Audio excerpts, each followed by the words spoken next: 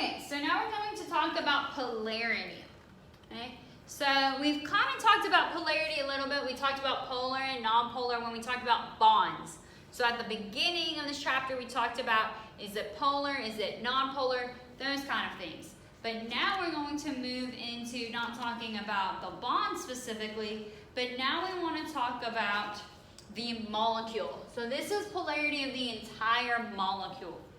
All right, so for a molecule to be polar, it has to have two things.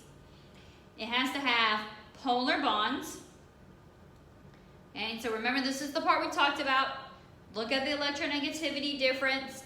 Think about each bond doing like a tug of war and how much is being pulled, and if it's not the same, it's a polar bond.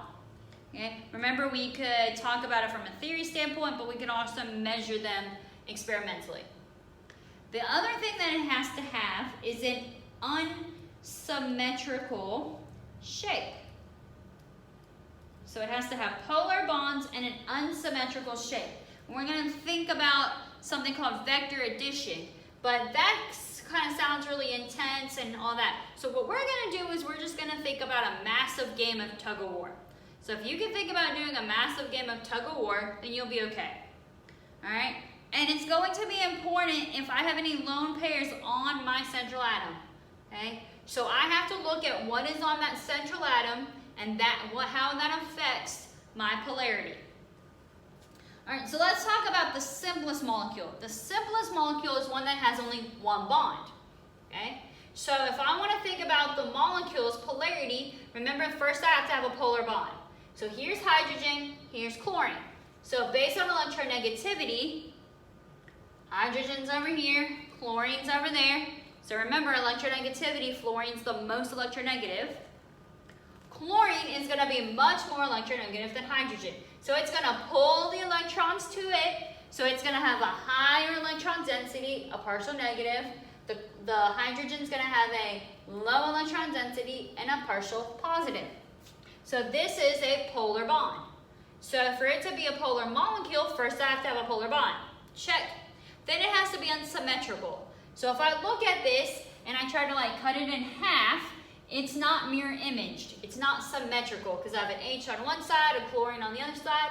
So if it's not symmetrical, then that's the other thing I need for it to be a polar molecule. So I have a polar bond, it's not symmetrical. So this would be an example of a polar molecule. But this is actually a really simple example of a polar molecule because I only had one thing. So unless this was chlorine and chlorine, then I would have not a polar bond, then it wouldn't be polar. So pretty much the polarity of the molecule is based on what this bond polarity is. But if I have more than one bond, then I have to think about what's happening in every single bond. So this is where we get the idea of vector addition. But what I want you to think about is I want you to think about all of our different geometries, and we're going to go through them, and think about each one of those bonds as being like a tug of war.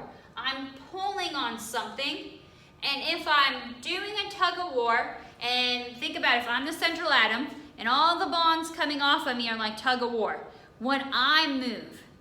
So if I'm the central atom, and the bonds are pulling, if I move in any direction, I'm polar. If all the bonds pulling cancel, and I don't move, then I'm non-polar. So that's what I want you to write down. So central atom moves, it's polar. Doesn't move, it is non-polar. So you need to look at what that central atom is and figure out if it's polar or non-polar based on if it's going to move when we think about tug of war. All right, so let's look at some examples. So the first one is CO2. Okay, so if I look at the specific bonds, here's a carbon, here's an oxygen. This oxygen is going to have a different electronegativity than carbon. It's more electronegative. So it's going to pull the electrons towards it. This oxygen is going to pull the electrons toward it. So these are going to be polar bonds. Okay? What's going to happen if this oxygen pulls and this oxygen pulls? So they're both pulling like tug of war. Both of these guys are pulling, and since they're both oxygens, they pull at the exact same amount. Okay? So if they're both pulling the exact same amount, does my carbon move? Is he going to go anywhere? No. Okay? Because these pulls are going to cancel each other out. So if these pulls kind of cancel each other out and the carbon does not go anywhere, then that's how I get a non-polar molecule. The other thing that I know is it's symmetric. If you notice, it's the same on the left and on the right. And so remember, for it to be polar, it had to have polar bonds, which it does, because this is a polar bond, but it also has to be unsymmetric. So this molecule being non-polar, because these are going to cancel out. Let's look at some more examples. Here's water. It's a bent structure, okay? So I have H and O. So oxygen is more electronegative, so we're going to have a pull this way. The oxygen is more electronegative, so it's going to have a pull this way. So I have polar bonds. Check, okay? But if you notice, if I'm pulling, this oxygen is going to move. So think about this.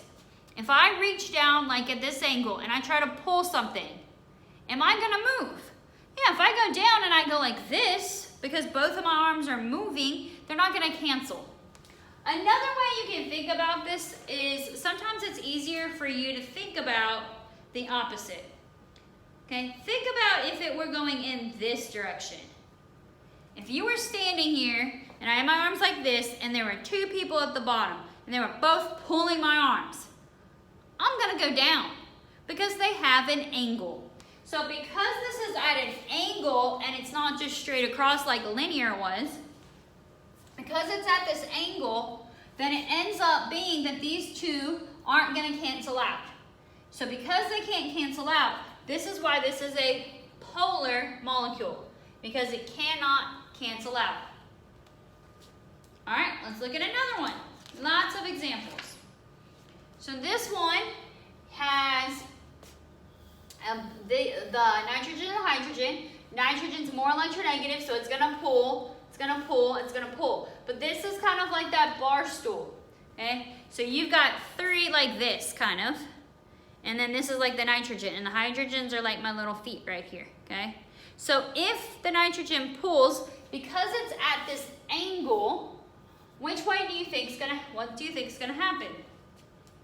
If this all pulls, because it's not canceling, my overall direction is gonna be upward. It's gonna end up pulling upward because these are at angles, okay? So because it's gonna pull and my nitrogen's gonna move, he's not gonna stay still because he's pulling, okay? So it's like I'm pulling, I'm pulling, I'm pulling, and so if I keep pulling, I'm gonna move. And so that makes this molecule a polar molecule. So we can actually go through our geometry table and think about every one of the geometries. Would it be polar or would it be non-polar for every single one? So in our next lecture, we're going to just walk through all of the different geometries and think, is this going to pull and cancel, or is it going to pull and not cancel and move my central atom? So then we'll be able to determine if it's polar or if it's non-polar.